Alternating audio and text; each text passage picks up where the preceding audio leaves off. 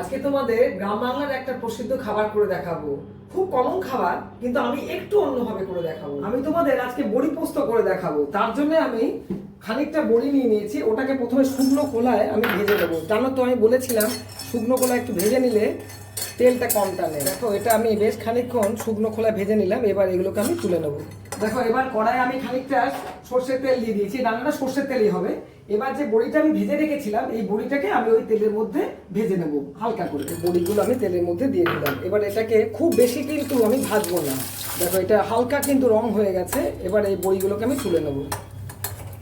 ওই তেলের মধ্যেই দেখো, আমি একটা গোটা শুকনো লঙ্কা আর অল্প একটুখানি পাঁচ ফোড়ন দিয়ে দেবো। দেখো, ওই তেলের মধ্যে আমি অল্প একটুখানি তেঁতুলগুলো রেখেছিলাম, খুব অল্প, কিন্তু বেশি তেঁতুল নয়। ওই জলটাকে আমি এর মধ্যে দিয়ে দেবো।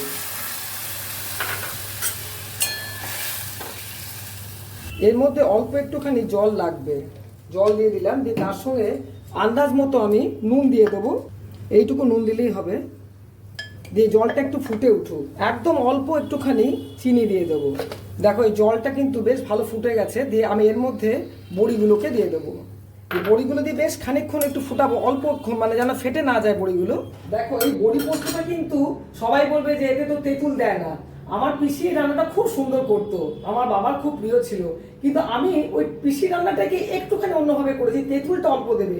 এত সুন্দর টেস্ট হয় না, আমাকে বিশ্বাস করে এই কাজটা করতে পারো, তেঁতুলটা অল্প দিতে পারো। দেখো, এই যে জলটা রয়েছে, এই জলটা থেকে আরেকটু জল কমিয়ে নেবো আমি।